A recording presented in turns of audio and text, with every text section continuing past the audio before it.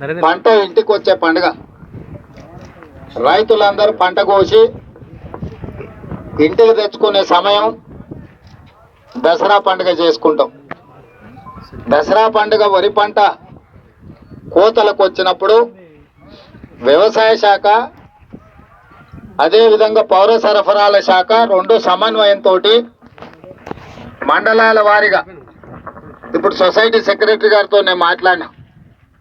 ఈడ ఎంత కొంటుండ్రమ్మా, ఈడ పరిస్థితి ఏంటంటే ఏ ప్రాంతంలో ఉన్న భూమిని బట్టి 40,000 క్వింటాలు కొంటామని వారు చెప్పడం జరిగింది. వాస్తవంగా వ్యవసాయ శాఖ కాలం కంటే ముందే ఈ ప్రాంతంలో ఉన్న భూమి ఏ విధంగా ఉంది, ఏమేం పంటలు వేస్తారు, వరి పండించేది ఎన్ని ఎకరాలల్లా, మొక్కజొన్న పండించేది ఎన్ని ఎకరాలల్లా, ఎర్రజొన్నలు పండించేది ఎన్ని ఎకరాలల్లా, పత్తి ఎన్ని ఎకరాలు పండిస్తారు, మిర్చి ఎన్ని ఎకరాలు పండిస్తారు అని ఒక లెక్క పెట్టుకొని ఈ సీజన్లో చేతికొచ్చే పంట ప్రభుత్వం ఏ రకంగా కొనుగోలు చేయాలి, కొనుగోలు చేయడానికి కూడా పంట చేతికి రాకంటే ముందే ప్రణాళిక వేసుకోవాలి. కానీ కేసీఆర్ గారు ముఖ్యమంత్రి అయిన తర్వాత 7 సంవత్సరాలలో ఎక్కడ కూడా వ్యవసాయ శాఖ అధికారులను గ్రామాలకు పంపించి అక్కడ ఉన్న పరిస్థితులు ఏంది, పంటలేంది, రైతులు ఏం పండిస్తారు, ఆ పంట గిట్టుబాటు ధర వస్తుందా లేదా, ఎలాంటి ప్రణాళికలు చేసుకోవడం మానేసి దాంతో పూర్తిగా మండలాలలో గ్రామాలలో పండించే పంట వివరాలు రాష్ట్ర ప్రభుత్వం దగ్గర లేకపోవడం వల్ల పూర్తిగా అంచనాలు తప్పిపోయినాయి. పూర్తిగా దేశతి మరిగిన సంసారం చేస్తే ఎట్లుంటుందో, ఎన్నడొస్తాడో ఎన్నడు పోతాడో తెలియదు అన్నట్టుగా తెలంగాణ రాష్ట్రంలో వ్యవసాయం అట్లా గాలికి వదిలేసాడు కేసీఆర్ గారు. ఇవాళ దసరా పండుగ ఎంబడే కొనుగోలు కేంద్రాలను తెరిచి మిల్లులకు కేటాయింపులు చేసి కొన్నట్టుగా సెంటర్ల నుంచి మిల్లులకు పంపించి రైతులకు వాళ్ళ డబ్బులు వాళ్ళ ఖాతాలో వేయాల్సింది. 45 రోజులు కేసీఆర్ కావాలని వదిలేసిండు. కేసీఆర్ ఎందుకు రైతుల మీద కక్ష కట్టిందంటే పోయినసారి దొడ్డు ఓట్లు కాదు సన్నాలు పండించాలి, సన్నాలు పండిస్తే మంచిదని కేసీఆర్ చెప్తే రైతులందరూ సన్నోట్లు పండించారు. సన్నోట్లు ఎక్కువ రాదు పంట కాబట్టి 2,500 ధర ఇస్తే తప్ప గిట్టుబాటు రాదు. దానికోసం కేసీఆర్ నిలదీసి నువ్వు పండించమన్నా సన్నాలు మేము పండించినాం, సన్నాసి నువ్వు కొనుక్కుంటావా లేదా అని రైతులు రోడ్ల మీదకి వచ్చి కేసీఆర్ నిలదీస్తే అప్పటి నుంచి రైతుల మీద కక్ష కట్టి ఈ ఖరీఫ్ సీజన్లో 45 రోజులు కనీసం వ్యవసాయ శాఖ అధికారులను లేకపోతే పౌర సరఫరా అధికారులను కొనుగోలు చేసేటోళ్లను ఐకేపీ కేంద్రాలను తెరవకుండా గాలికి వదిలేసి దాంతో పంట మొత్తం కళ్ళాలు సరిపోక ఇళ్ల ముందల జగలేక రోడ్ల మీద కుప్పలు పోసి కుప్పల మీదనే 10 రోజులు 15 రోజులు 20 రోజులు పండుకునే పరిస్థితి వచ్చింది. ఇవాళ ఈ బసవాపూర్లో ఇక్కడికి వచ్చిన తర్వాత రైతు లక్ష్మమ్మతో మాట్లాడినా, దళిత రైతు సంజీవతో మాట్లాడినా, ఈడున్న చాలా మంది రైతులతో మాట్లాడితే అయ్యా 20 రోజులైంది, ముసలైనా నేను ఇద్దరం ఈయనే రోడ్డు మీద వాన వస్తే తడుస్తుంది, ఎండకు ఆరబెడుతున్నాం పోసి ఇట్లనే ఇవాళ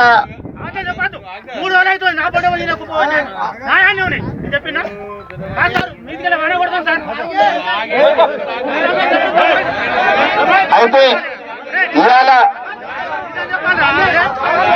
వీళ్ళు ఏదైతే ఎండ పోసిరో వానొస్తే తడుస్తుంది, ఎండొస్తే ఎండుతుంది. వానకు తడిసి ఎండకెండి కొనుగోలు కేంద్రాలలో కొనకపోవడం వల్ల ఇవాళ ఈ రైతులు దయానీయమైన పరిస్థితులు ఉన్నారు.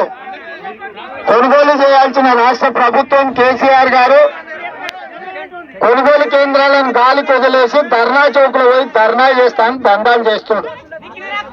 ఇవాళ ప్రభుత్వం పనిచేయాల్సింది అది గాలికి వదిలేసి ధర్నా చేస్తా అంటాడు. నేను అడుగుతున్నా, ఇవాళ మోడీని అడుగుతా అంటాడు, కొనుగోలు కేంద్రాలలో టెంకాయ కొట్టిన సన్నాసులు టీఆర్ఎస్ ఎమ్మెల్యేలు కాదా? చివరి గింజ వరకు కొంటా అన్నది రాష్ట్ర ముఖ్యమంత్రి కేసీఆర్ కాదా? కొనుగోలు కేంద్రాలలో టెంకాయ కొట్టేది నువ్వే, ఇవాళ నువ్వు చివరి గింజ వరకు కొంటా అనేది నువ్వే. ఇవాళ రెండు పనులు చేయకుండా ధర్నాలు చేస్తా అంటే ఎవరిని ప్రజల్ని రైతుల్ని మభ్య పెడుతున్నావు అంటే ఇట్లాంటి పరిస్థితులన్నీ దృష్టిలో పెట్టుకొని ఈ రోజు కాంగ్రెస్ పార్టీ కళ్ళాల్లో ఉన్న రైతులకు భరోసా ఇవ్వడానికి ఇవాళ కార్యక్రమాన్ని తీసుకున్నది. ఈ కార్యక్రమంలోనే భాగంగా ఇవాళ బసవాపూర్ వచ్చి రైతులను కలిసినాం, రైతులను అధికారులతో మాట్లాడినాం, వాళ్ళ సమస్యలు తెలుసుకున్నాం. ముఖ్యమంత్రిగా ప్రగతి భవన్లను ఫామ్ హౌస్లను మందేసి పండుకుని ముఖ్యమంత్రి కన్ను తెరిపించడానికే ఇవాళ కాంగ్రెస్ పార్టీ కళ్ళాల్లోకి వచ్చి రైతుల కన్నీళ్లను దూడడానికి ప్రయత్నం చేస్తున్నాం. కాబట్టి ఈ వేదిక మీద నుంచి రైతులకు విజ్ఞప్తి చేస్తున్నా, ఎవరు ఆందోళన చెందాల్సిన పని లేదు, ఎవరు ఆత్మహత్యలు చేసుకోవాల్సిన పని లేదు. మీ తడిసిన ధాన్యాన్ని కూడా గిట్టుబాటు ధర ఇచ్చి కొనే విధంగా ప్రభుత్వం మెడలు వంచుతాం, కేసీఆర్ ను నిలదీస్తాం, కేసీఆర్ తోని రాష్ట్ర ప్రభుత్వంతో కొనిపించే బాధ్యత కాంగ్రెస్ పార్టీ తీసుకుంటుంది. ఇలాంటి మొత్తం ఇట్లా పరిస్థితి ఉంది. వానకు తడిసి మొత్తం మొలికెత్తిపోయింది పంట, వానలలో తడిసి మొలికెత్తిపోయిన ఈ పంటను ఏమైనా అయ్యే జాగిరి ఇది ఇవాళ ప్రభుత్వం నిర్లక్ష్యం వల్ల, ప్రభుత్వం కొనకపోవడం వల్ల, కేసీఆర్ పట్టించుకోకపోవడం వల్ల, కేసీఆర్ తాగి ఫామ్ హౌస్ లో పండుకోవడం వల్ల, ఇవాళ ఈ కొనుగోలు చేపట్టకపోవడం వల్ల ఇవాళ వీళ్ళ కొంపలు మునిగే పరిస్థితి వచ్చింది. కాబట్టి ఇవాళ ఈ పంటలన్నిటినీ క్షేత్రస్థాయిలో పరిశీలించి కొనాల్సిన కేంద్ర ప్రభుత్వం, రాష్ట్ర ప్రభుత్వం, కేసీఆర్, బండి సంజయ్ కలిసి డ్రామా కంపెనీ చేశారు.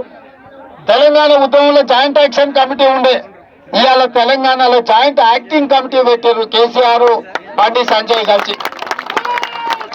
ఈ యాక్టింగ్ కమిటీ డ్రామా కమిటీని బంద్ పెట్టుర్రి, డ్రామాలు ఆపుండ్రి. మోడీ కేసీఆర్ కలిసి డ్రామాలు ఆడి రైతుల కొంపకి తీసుకొస్తున్నారు, రైతుల కొంపలో చిచ్చు పెడుతున్నారు.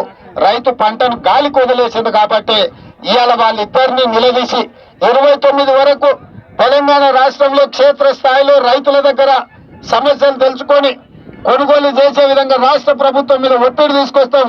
29 తర్వాత పార్లమెంట్ లో తెలంగాణ రైతుల యొక్క సమస్యల మీద కాంగ్రెస్ పార్టీ కొట్లాడుతుంది.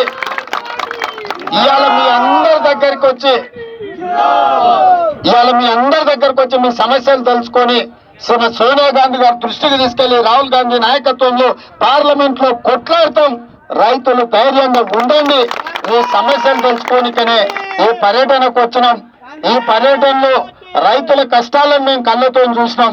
కేసీఆర్ గారు, నువ్వు ఈ రాష్ట్ర ముఖ్యమంత్రిగా నిజంగా బాధ్యతలు నిర్వర్తించాలంటే, రైతుల సమస్యలు నీకు తెలవాలంటే కళ్ళాలకు రా, ఈ రైతులను కలు, రైతులతో కూర్చో, కుప్పల మీద కూర్చో, వాళ్ళతో చర్చించు, అప్పుడు నీకు తెలుస్తుంది తప్ప ధర్నా చౌక్ లో ఏసీలు పెట్టుకొని ఏసీలలో 2 గంటలు కూర్చొని నాటకాలు మానేయి. నీ నాటకాలు ఇంకా చాలు. తెలంగాణ సమాజం అంతా గమనిస్తుంది, తెలంగాణ రైతులందరూ గమనిస్తుండ్రు. నీ బలుపు, నీ వ్యవహారం తెలంగాణ రైతుల చావులకు వస్తుంది. కాబట్టి కేసీఆర్ తక్షణమే క్షేత్రస్థాయిలో మంత్రులను పంపాలి.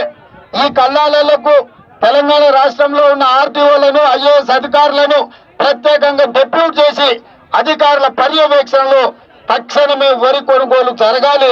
మొలకెత్తిన వరి కూడా గిట్టుబాటు ధర ఇవ్వాలి.